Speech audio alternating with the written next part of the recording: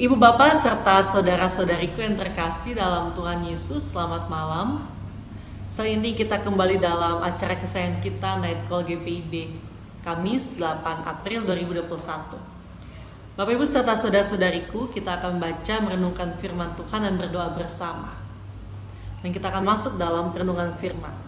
Sebelumnya mari kita satukan hati pikiran, meminta pertolongan Tuhan dan berikan pada kita hikmat memahami firman Tuhan yang hidup ini. Kita berdoa. Dengan segala kerendahan hati Tuhan, kami datang memohon Tuhan bimbing kami untuk kami bisa membaca dan merenungkan firman-Mu. Kuatkan kami, daripada kami hati yang selalu terarah pada Tuhan, pikiran yang selalu fokus kepada firman-Mu, dan kami mau Tuhan pakai selalu menjadi alat dalam kemuliaan nama Tuhan. Berfirman Tuhan, karena kami anak-anak-Mu siap mendengarkan. Dalam nama Tuhan Yesus, sumber dari segala hikmat, kami telah berdoa. Amin. Ibu bapak serta saudara-saudariku, firman Tuhan di malam hari ini terambil dari Roma 5 pasalnya yang ke-18 sampai 21.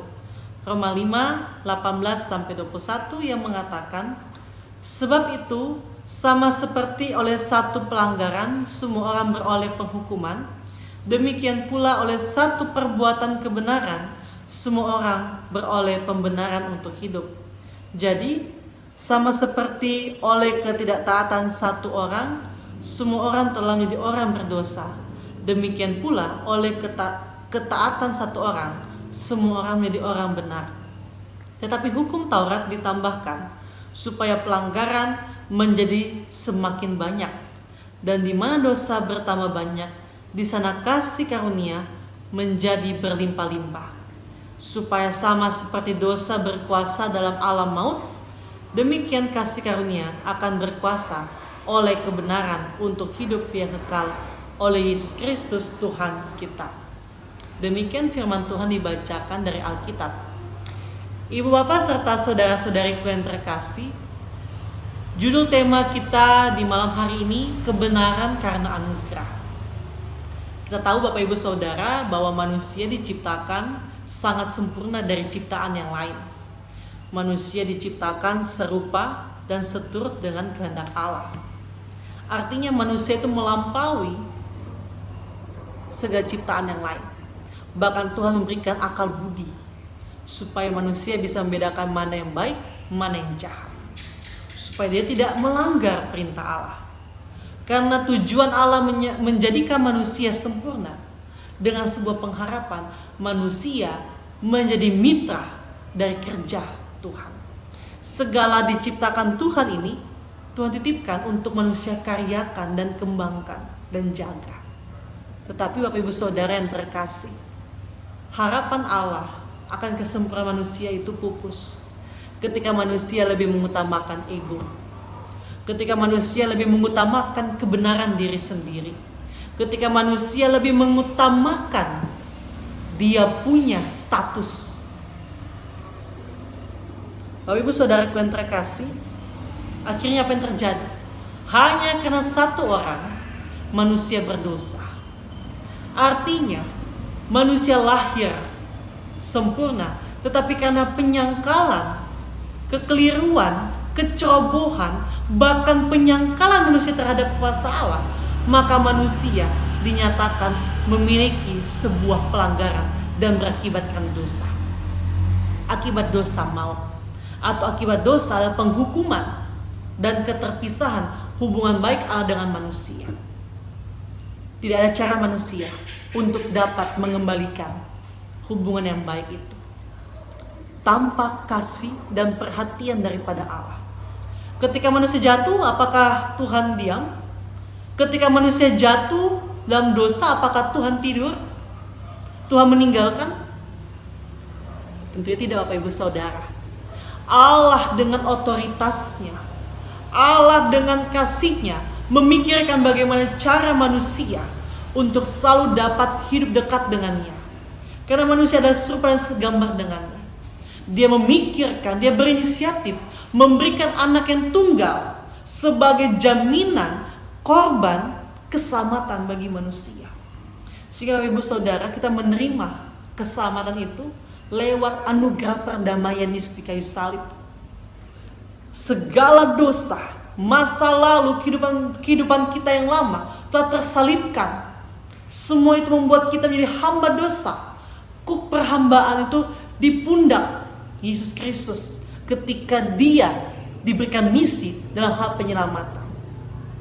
Sehingga dalam hal ini Bapak Ibu Saudara yang terkasih, kematian Yesus di kayu salib melambangkan segala kehidupan di masa lampau, dosa kesalahan telah diperdamaikan bersama dengan Allah. Dan ketika Yesus bangkit, itu awal daripada kehidupan manusia baru dinyatakan untuk kita semua sebagai umat pilihan dan tebusannya.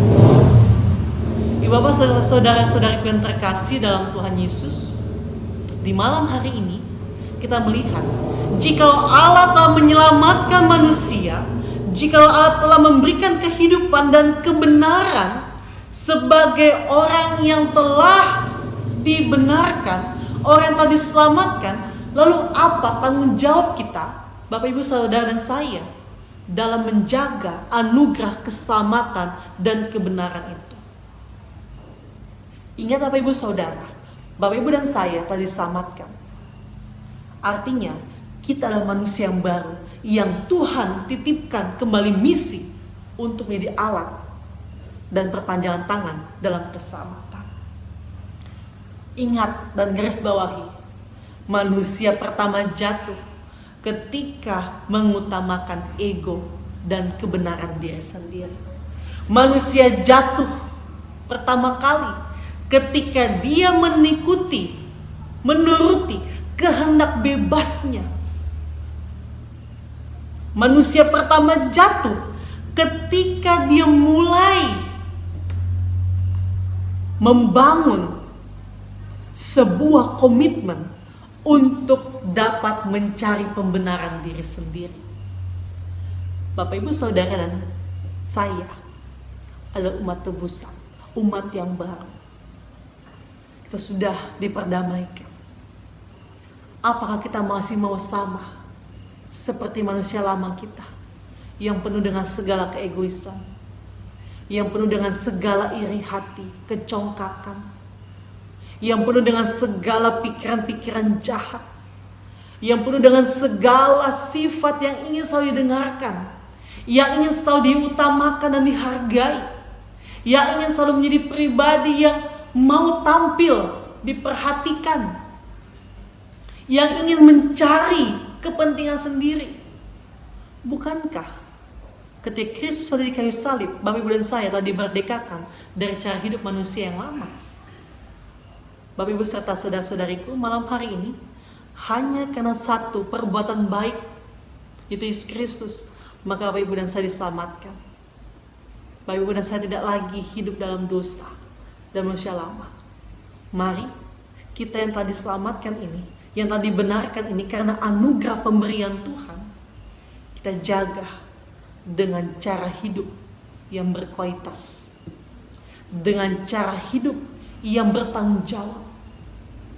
Tidak lagi mau diperbudak oleh kehidupan di masa lalu, tidak mau lagi diperbudak oleh segala pikiran, tindakan, perkataan yang mungkin ingin merusakkan kembali hubungan baiknya dengan Allah.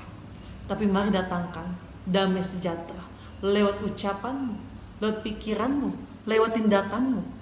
Dan jikalau sampai saat ini Bapak Ibu dan saya mungkin masih hidup sebagai pribadi yang lama tadi, yang penuh dengan segala keegoisan, yang penuh dengan segala kepentingan diri sendiri, yang penuh dengan segala iri hati, pikiran jahat, dan perbuatan yang jahat itu, mari, masih ada waktu untuk kita selalu memperbaiki diri.